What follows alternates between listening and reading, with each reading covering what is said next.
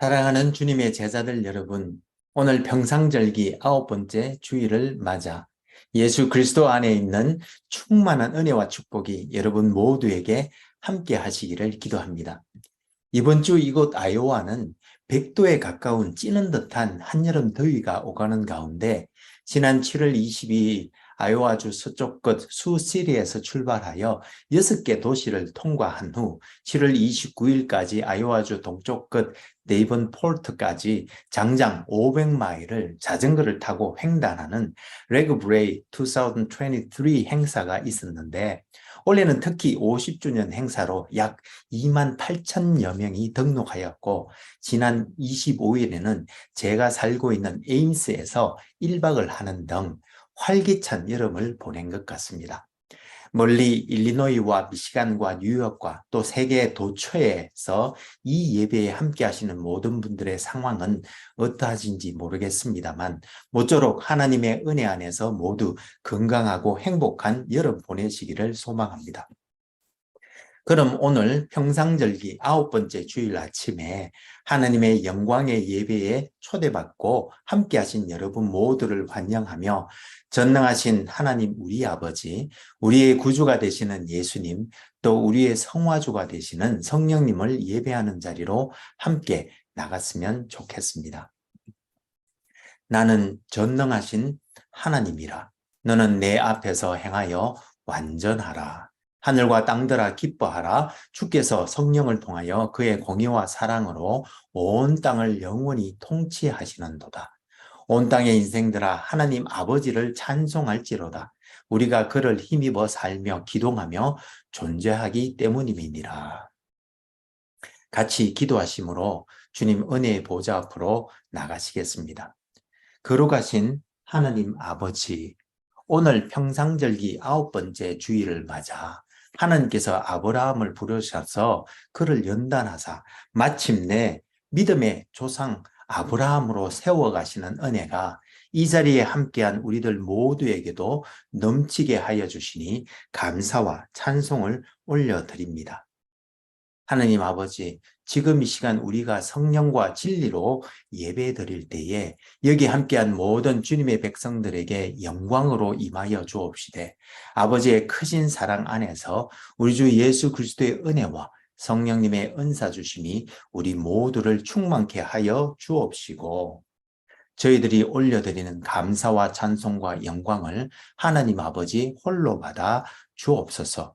영광의 주님, 우리 주님 예수님 이름으로 기도합니다. 아멘. 오늘 하나님께서는 창세기 14장에서 25장까지의 말씀을 통해서 우리들에게 말씀하십니다.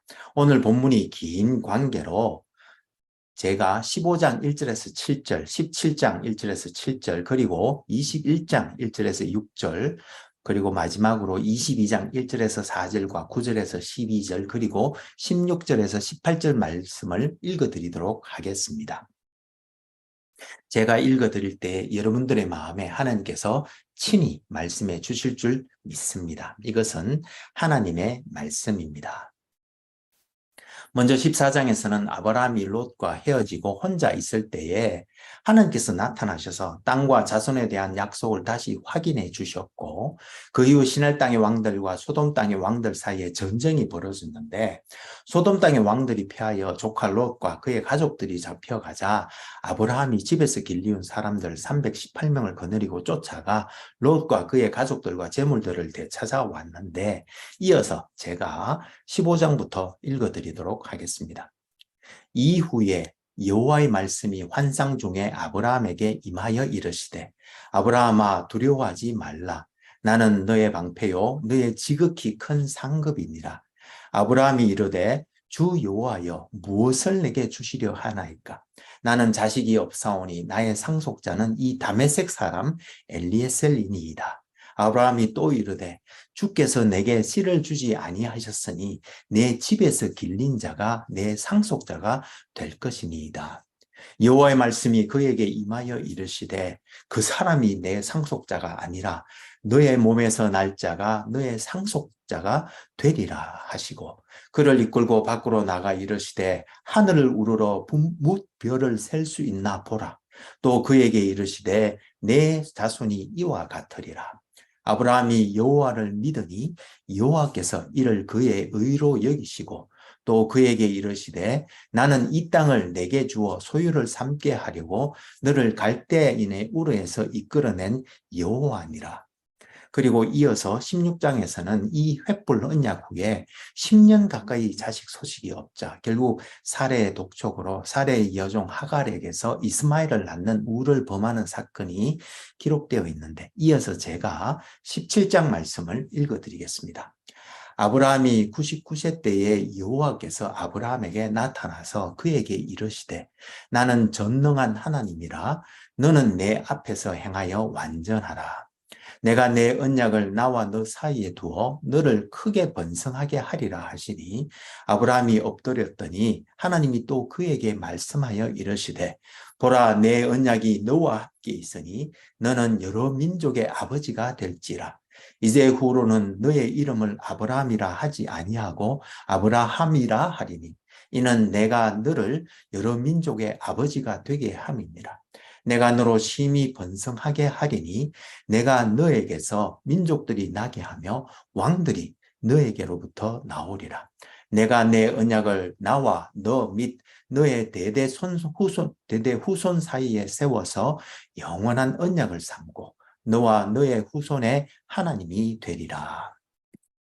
그리고 이어진 18장에서 20장까지는 아브라함이 부지불식간에 소돔의 제약을 살피러 온 하나님의 사자들을 대접함으로 소돔을 멸하시려는 하나님의 계획을 알게 되어 소돔을 위하여 중보하였으나 결국 소돔은 그 죄악으로 인하여 멸망당하였고 하나님의 사자들을 구한 롯과 그의 가족들은 구원을 받게 되었는데, 이 일이 있은 후 갑자기 아브라함이 블레셋 지방의 그랄로 들어간 후 사라를 또 누이라고 속여 그랄 왕에게 빼앗겼는데 하나님의 간섭으로 사라를 되찾아 그곳에서 살게 되었습니다. 그리고 제가 21장부터 제가 다시 읽어드리도록 하겠습니다. 여호와께서 말씀하신 대로 사라를 돌보셨고 또 여호와께서 말씀하신 대로 사라에게 행하셨으므로 사라가 임신하고 하나님이 말씀하신 시기가 되어 노년의 아브라함에게 아들을 낳으니 아브라함이 그에게 태어난 아들 곧 사라가 자기에게 낳은 아들을 이름하여 이삭이라 하였고 그 아들 이삭이 난 지 8일 만에 그가 하나님이 명하신 대로 할례를 행하였더라. 아브라함이 그의 아들 이삭이 그에게 태어날 때에 100세라. 사라가 이르되 하나님이 나를 웃게 하시니 듣는 자가 다 나와 함께 웃으리로다.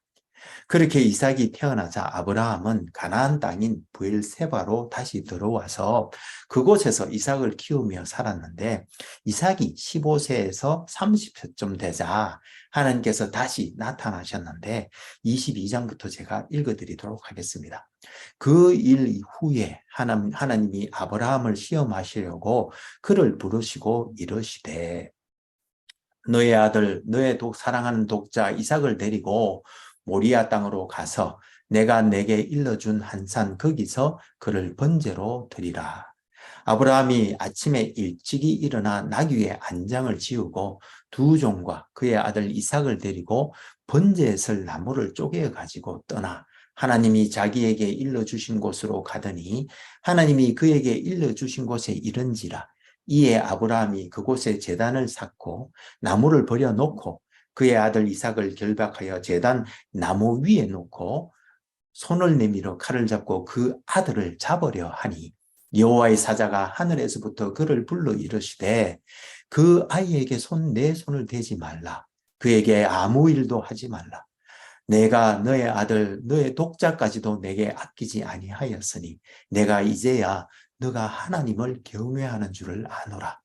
내가 나를 가리켜 맹세하노니 너가 이같이 행하여 너 아들 너 독자도 아끼지 아니하였은즉 내가 내게 큰 복을 주고 너의 씨가 크게 번성하여 하늘의 별과 같고 바닷가의 모래와 같게 하리니 너의 씨가 그 대적의 성문을 차지하리라. 또 너의 씨로 말미암아 천하 만민이 복을 받으리니 이는 내가 나의 말을 준행하였음이니라 하셨다 하니라. 이것은 하나님의 말씀입니다. 다 같이 감사합니다, 하나님. 잠시 기도하시겠습니다. 오 주님, 지금 이 시간 하나님의 말씀을 듣기를 원합니다. 하늘의 지혜와 진리의 말씀을 들을 때에 성령의 조명하심으로 우리의 마음을 여시고 말씀을 깨닫게 하여 주옵시되 주님의 생명의 말씀에 순종하는 은혜를 더하여 주옵소서. 성령을 보내주신 우리 주님 예수님 이름으로 기도합니다. 아멘. 오늘 평상절기 9번째 주일을 맞아 여기에 함께 하신 모든 분들에게 우리 아버지 하나님의 크신 사랑과 우리 주 예수 그리스도의 은혜와 성령님의 은사가 충만하시기를 기도합니다. 오늘은 우리 시대의 탁월한 기독교 사상가이자 변정가인 오스 기니스의 역작 인생 그 삶의 참된 의미를 찾아서란 책에 나오는 이야기를 잠시 소개해 드리도록 하겠습니다.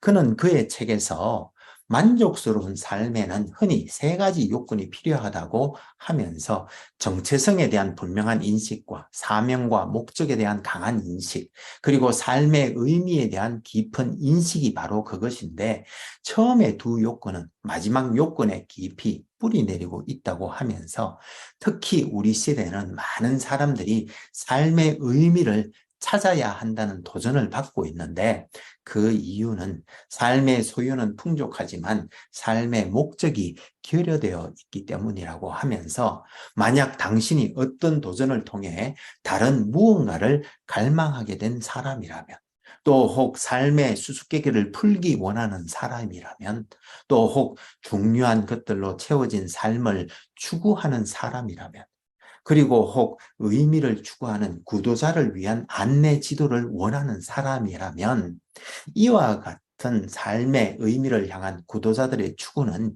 결코 독서와 묵상만으로는 완성되지 않는다며 함께 길을 떠나기를 권면하면서 현대 세계의 주요한 세 가지 신앙군, 즉 첫 번째 군으로서의 궁극적 실체를 구별할 수 없는 비인격체 혹은 비인격적 존재의 바탕으로 인식하는 동양의 신앙군인 힌두교와 불교, 유해지 사상과 두 번째 군으로서 궁극적인 실체를 우연과 물질과 시간을 합쳐 놓은 것으로 보는 서구의 세속적 신앙군으로서 무신론과 자연주의와 세속 인본주의 사상들, 그리고 세 번째 신앙군으로서 궁극적인 실체를 무한하고 인격적인 하나님으로 인식하는 유대교와 기독교 신앙을 각각 비교함으로 정체성과 사명과 삶의 의미를 찾는 참된 인생의 여정길을 걸어가기를 도전하고 있습니다. 그런데 오늘 본문에 보면 이런 인간의 인생 여정에 하나님의 부르심이 어떻게 한 사람으로 하여금 그의 정체성과 사명을 깨닫게 하여 주고 또한 인생의 의미를 발견하게 해 주었는지에 대한 이야기가 나오는데 우리 함께 살펴보시면서 은혜 나눌 수 있기를 소망합니다.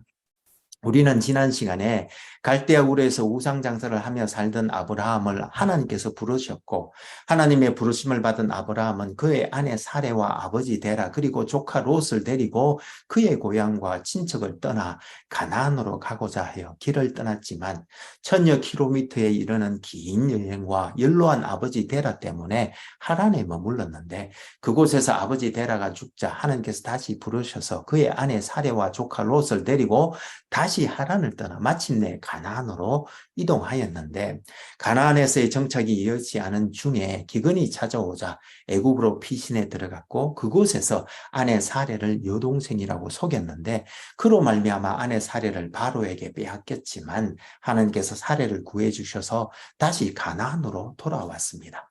그런 와중에 두 사람의 가축들이 너무 많아져서 한 곳에 머물 수 없게 되자 마침내 조카 롯과도 헤어졌는데 그렇게 자기가 이제껏 의지해서 살았던 장사술도 또 어려울 때마다 자기를 구해준 임기응변의 지혜도 내려놓게 하신 하나님께서 함께 했던 롯마저 떠나보내자 마침내 다시 나타나셔서 가나안 땅을 주시겠다는 것과 그의 후손이 장대해질 것이란 약속을 다시 확인해 주셨습니다.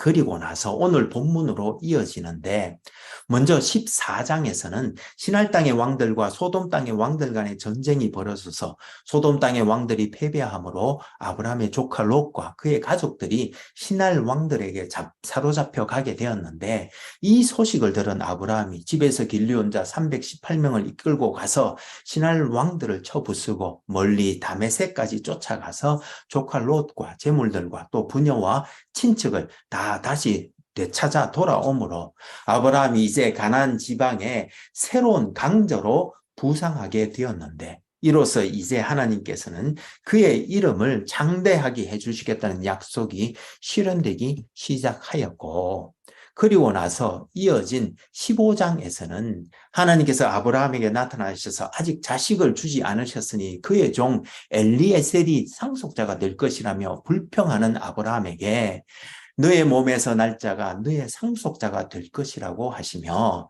너의 자손들이 하늘의 뭇별처럼 많아질 것이라고 약속해 주셨는데 이에 아브라함이 여호와를 믿자 하나님께서는 이를 그의 의로 여겨주셨고 이는 하박국 2장 4절 의인은 믿음으로 말미암아 살리라는 말씀처럼 이신칭의의 표시가 되었습니다. 그리고 아브라함이 약속의 정표를 요구하자 하나님께서는 그 당시 고대 근동 지방의 풍속을 따라 타는 횃불로 나타나셔서 쪼갠 고기들 사이를 지나가심으로 횃불 언약을 맺어 주셨습니다. 그런데 이 횃불 언약 이후 10년 가까이 지나도록 사레에게 아들이 생기지 않자 그만 마음이 조급해진 사레의 독촉으로 아브라함은 사레의 여종 하글을 통해서 이스마엘을 낳는 우를 범하고 말았는데 그때 그의 나이가 86세 때였습니다. 그리고 이어서 13년 동안이나 침묵하셨던 하나님께서 아브라함이 99세가 되었을 때 다시 나타나셔서 지난 일을 책망하시듯 너는 내 앞에서 행하여 완전하라고 하시며 아브라함과 사레가 장차 여러 민족의 아버지와 어머니가 될 것이라고 하시면서 각각 열국의 아비라는 뜻을 가진 아브라함과 만민의 공주라는 의미를 가진 사라로 이름을 바꾸어 주셨는데 이는 두 사람의 정체성이 새롭게 부여되는 순간이었습니다. 그리고 이어서 너희 중에 모든 남자는 할례를 받으라고 명하심으로 할례 언약을 맺어주셨는데 이때 아브라함이 엎드린 채 속으로 웃으며 100세가 된 나와 90세가 된 사라가 어찌 자식을 낳을까라고 하며 하나님께 이스마엘이나 하나님 앞에서 믿음으로 살기를 원합니다고 하자 하나님께서는 이스마엘도 물론 축복해 주시겠지만 내년 이맘때쯤 사라가 아들을 낳을 테니 이름을 이삭이라고 하라고 하시며 다시 한 번 더 언약을 확언해 주셨습니다. 그리고 얼마 후에 아브라함이 마므레 상수리 나무 근처에 있을 때 소돔 땅의 죄악을 살피러 가는 하나님의 사자 세 사람이 가는 것을 보고 그들을 불러 대접하였는데 대접을 받은 그들이 내년 이맘때쯤 사라가 아들을 낳을 것이라고 다시 예언해 주었고 문 뒤에서 이를 들은 사라가 웃자 왜 웃느냐고 책망한 후 그들은 길을 떠났는데 그때 여호와께서 나타나셔서 소돔에 대한 멸망 계획을 아브라함에게 말씀해 주셨고 아브라함은 하나님께 매달려 혹 소돔에 의인 10명이라도 있으면 용서해 주시겠다는 약속을 받아내었지만 결국 소돔은 그 극악한 죄로 말미암아 멸망당하였고 다만 조카 롯은 하나님의 사자들을 구해 주어 그의 가족과 함께 구원을 받게 되었습니다. 그런데 이 일이 있고 나서 채 몇 달이 못 되어 아브라함이 갑자기 네겝으로 내려갔다가 다시 블레셋 땅에 있는 그랄로 옮겨 들어가서는 그곳에서 지난번 애굽에서와 같이 그의 아내 사레를 또 동생이라고 속이는 바람에 그랄 왕 아비멜렉이 사라를 아내로 맞아들이려 하였는데 사라가 얼마나 예뻤으면 90세가 넘었는데도 아비멜렉이 사라를 탐내었는지 참 궁금한 부분입니다만 어쨌든 이에 또 하나님께서 직접 나타나셔서 아비멜렉을 제지하여 다시 사라를 구해 주셨고 그로부터 얼마 지나지 않아 하나님께서 말씀해 주신 대로 사라가 마침내 아들을 낳았는데 이름을 이삭, 즉 웃음이라고 지었습니다. 노년에 그들에게 웃음을 주었다는 의미일지 아니면 하나님께서 약속해 주실 때 속으로 웃었기 때문에 지어진 이름일지 여러분의 상상에 맡기도록 하겠습니다. 그리고 나서 아브라함과 사라가 다시 가나안 땅인 브엘세바로 들어와서 거하였는데 성경학자에 따라 차이가 있지만 이삭이 15세쯤 혹은 30세쯤 되자 하나님께서 다시 나타나셔서 아브라함을 시험하셨는데 글쎄 하나님께서 일러주시는 모리아 땅 한 산으로 가서 이삭을 번제로 바치라고 명하시는 것이었습니다. 그런데 이 명령을 받은 아브라함은 그 다음날 아침 일찍 일어나 이삭을 데리고 3일 길을 걸어 모리아 산에 올라 제단을 쌓고 번제할 어린 양은 어디 있습니까? 라고 묻는 이삭을 결박하여 제단 나무 위에 올려놓고 칼을 들고 내리치려 하는 순간 하나님의 사자가 나타나 이삭에게 손대지 말라고 하며 너가 너의 아들 내 독자까지도 내게 아끼지 아니하였으니 이제야 너가 하나님을 경외하는 줄을 아노라고 하며 내가 너에게 큰 복을 주고 너의 씨가 크게 번성하게 하며 너의 씨가 대적의 성문을 차지하리니 너의 씨로 말미암아 천하 만민이 복을 받으리니 이는 내가 나의 말을 준행하였음이니라고 하셨다고 말씀해 주셨습니다. 이렇게 아브라함이 하나님께서 인정하시는 믿음의 조상으로 세워진 후 하나님으로부터 범사의 복을 받으면서 살다가 아내 사라는 127세가 되어 죽었고 이어 고향 땅 밧단 아람에서 동생 나홀의 손녀인 리브가를 데려와서 이삭과 결혼시킨 후 향년 175세에 아브라함도 죽어 그가 사랑했던 아내 사레와 함께 헤브론에 있는 막벨라 굴에 장사되므로 아브라함의 이야기가 끝을 맺는데 이 아브라함의 일대기를 통해서 우리가 함께 몇 가지 은혜 나누기를 원합니다. 먼저 횃불 언약에 대해 조금 알아보기를 원합니다. 이 횃불 언약은 그림에서 보시는 바와 같이 아브라함이 하나님께서 명하신 대로 3년 된 암소와 3년 된 암염소와 3년 된 숫양과 산비둘기와 비둘기 새끼를 가져다가 반으로 쪼개어 양 옆으로 벌려놓고 기다리자 밤이 되었을 때 하나님께서 횃불로 나타나셔서 그 사이를 지나가심으로 약속을 지키지 않으면 짐승들이 둘로 쪼개어진 것처럼 반으로 쪼개어져 죽을 것이라고 맹세를 해주신 것으로 히브리서의 기자는 히브리서 6장 17절에서 하나님은 약속을 기업으로 받는 자들에게 그 뜻이 변하지 아니함을 충분히 나타내시려고 그 일을 맹세로 보정해 주셨다고 고백한 것인데 이 횃불 언약은 아브라함은 그 사이를 지나지 않고 다만 하나님께서만 그 쪼개진 짐승 사이를 지나가셨는데 그 이유는 인간인 아브라함의 불완전성을 고려해 주신 것일 뿐만 아니라 이 하나님의 언약이 하나님 편에서 일방적으로 맺어주신 은혜 언약임을 나타내준 것인데 아브라함의 믿음의 후손들인 우리들도 이런 놀라운 하나님께서 일방적으로 맺어주신 언약의 은혜를 입고 구원받고 또한 살아가고 있는 바 우리들 모두는 늘 겸손한 마음으로 하나님께 감사하는 태도를 가지고 살아야 할 줄로 믿습니다. 그리고 두 번째로 함께 고민해 보기를 원하는 것이 있는데요.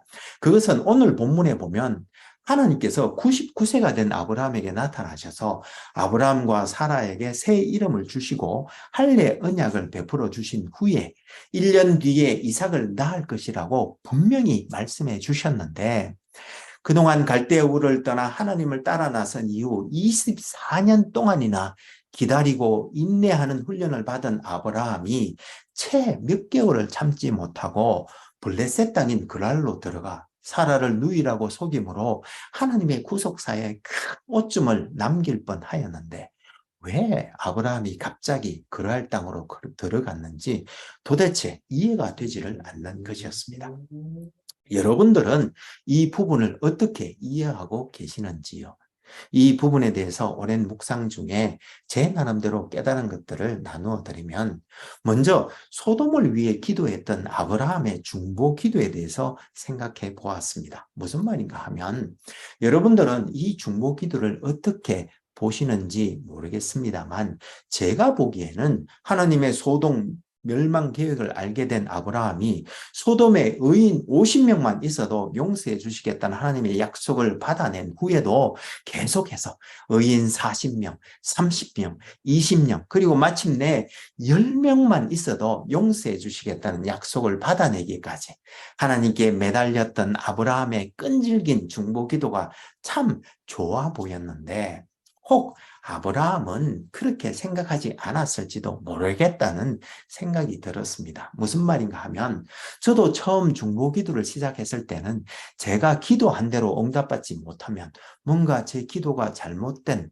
혹은 부족한 기도가 아니었나 자책하는 마음이 들기도 했었는데, 이와 같이 혹 아브라함도 결국 소돔이 멸망당하는 것을 보고는 좀 더 하나님께 매달렸어야 하는 것은 아니었을까 생각하며 그의 기도를 실패한 기도였다고 생각하고는 그 실망감에 그만 믿음이 약해져서 그랄로 도피하였던 것은 아닐까, 그렇게 추측해 보았습니다.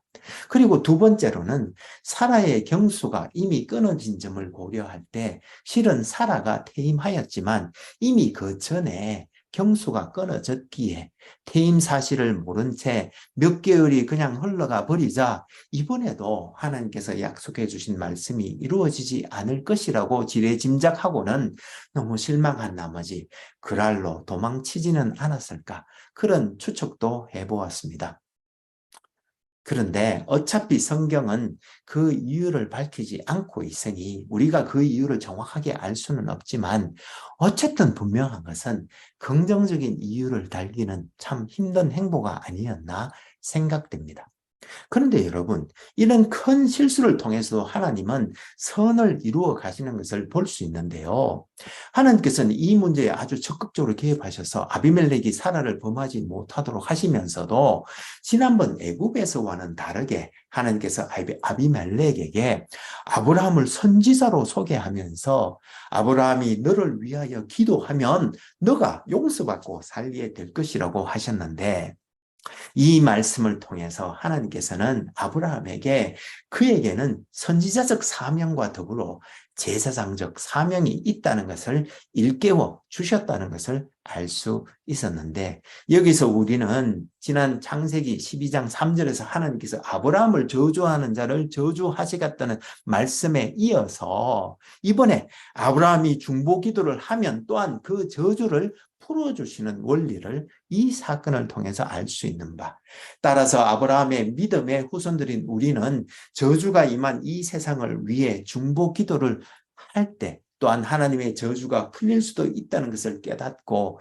이 세상을 위해 중보 기도하는 우리 모두가 되기를 다시 다짐해 봅니다. 그런데 여러분, 여기서 우리가 한 가지 더 깊이 생각해 보아야 할 부분이 있는데요. 여러분, 이 일을 겪은 아브라함의 마음은 어떠했을까 하는 부분입니다. 무슨 말인가 하면, 지난 23년여에 걸쳐 훈련받아왔던 인내력이 채 몇 개월 만에, 그것도 하나님께서 분명 1년 후에 이삭을 낳게 될 것이라고 분명히 약속해 주신 후 채 몇 개월도 안 되어서 믿음이 연약해져서 사라를 여동생이라고 또 속이는 짓을 저지름으로 아비멜렉에게 사례를 빼앗겨 하나님의 구속사를 망칠 뻔했던 아브라함의 마음은 어땠을까 하는 것입니다. 예, 한마디로 낮아짐, 즉 겸손한 마음이었을 줄로 믿습니다.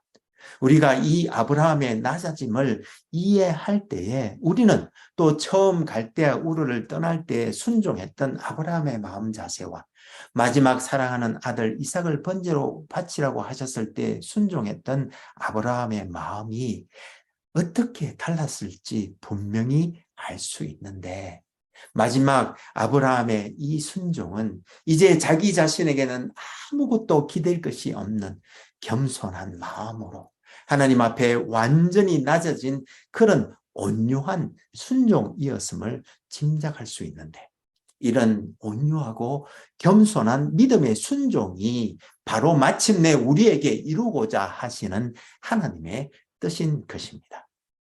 그렇습니다. 우리는 이렇게 아브라함의 인생 여정을 거지적 관점에서 살펴보면서 하나님의 부르심과 아브라함의 떠남과 내려놓음, 그리고 아브라함으로의 성숙의 과정은 한편으로는 하나님의 구속사적 관점에서 보면 복을 받아 복인이 되어 복의 통로가 되려는 아브라함 언약과 하나님 편의 일방적인 은혜 언약인 횃불 언약과 또 아브라함의 이름이 바뀌는, 즉 아브라함의 정체성이 바뀌고 하나님의 언약의 백성이 되는 정표인 할례 언약이 차례차례 인간들에게 계시되는 중에 또 다른 한편에서는 인간 아브라함의 편에서 보면 믿음이 성장하고 더욱 성결해지며 또 많은 시련들을 거치면서 인내를 배우고 마침내 겸손하고 온전한 순종에 이르는 과정을 통해서 아브라함을 마침내 믿음의 조상으로, 또 하나님의 백성 즉 이스라엘의 조상으로, 그리고 인류의 구원자이신 예수 그리스도의 조상으로 세워가시면서 그의 정체성과 사명을 깨닫게 해주시고 마침내 그의 삶의 의미를 재발견하게 해주시는 것을 알 수 있었는데, 이러한 일들이 바로 하나님의 부르심 안에서 일어나는 일들인 것입니다. 사랑하는 여러분, 아브라함의 믿음의 후손인 우리들 모두도 아브라함과 같이 때때로는 짧고 혹독한 시련들과 때때로는 길고도 지리하게 기다리는 인내의 과정을 거치는 동안 하나님께서 우리를 끝까지 견인해 주셔서 베드로전서 5장 10절 말씀처럼 잠깐 고난을 당한 우리를 친히 믿음과 성결과 인내와 겸손한 순종의 사람으로 세워주시는 바, 마침내 하나님의 뜻이 이루어지는 그날까지 오늘도 힘을 내어 우리 함께 달려갈 수 있기를 소망합니다. 그럼 같이 기도하시면 좋겠습니다. 신실하신 하나님 아버지, 오늘 우리는 아브라함이 마침내 믿음의 조상이자 하나님의 백성인 이스라엘의 조상이요, 또한 예수 그리스도의 조상으로 세워지기까지 하나님께서 그를 인도하사 믿음과 성결과 인내와 겸손한 순종의 사람으로 성숙시켜 주신 은혜가 또한 아브라함을 쫓는 믿음의 후손들인 우리들 모두에게도 함께 있음을 발견하고 감사와 찬송을 올려드립니다.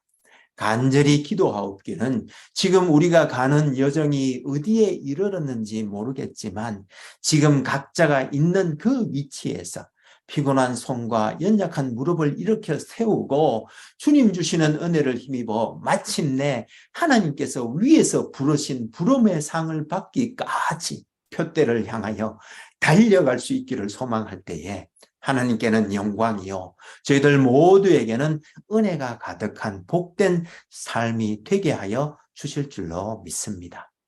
그가 아들이시면서도 받으신 고난을 통해서 순종을 배우시고 우리에게 본을 보여주신 우리 주님 예수님 이름으로 기도합니다. 아멘. 이제는 하나님의 큰 구속사 안에서 견인의 은혜를 힘입어 마침내 믿음과 순종의 사람으로 세워질 때까지 끝까지 인내하며 성결을 향해 달려가기로 다짐하는 하나님의 거룩한 백성들 위에 우리 주 예수 그리스도의 놀라운 은혜와 하나님 우리 아버지의 크신 사랑과 우리 안에 내주하시며 우리에게 은사와 능력 주시는 성령님의 은혜 주심과 교통 교제케 하심이 이제로부터 영원히 함께 하옵시기를 간절히 축원하옵나이다. 아멘. 감사합니다, 여러분. 오늘 평상절기 9번째 주일날 아침에 하나님의 크신 사랑과 우리 주 예수 그리스도의 은혜와 성령님의 은사가 차고 넘치는 복된 날 되시기를 소망하며 모쪼록 건강하고 행복한 한 주 보내시기를 기도합니다.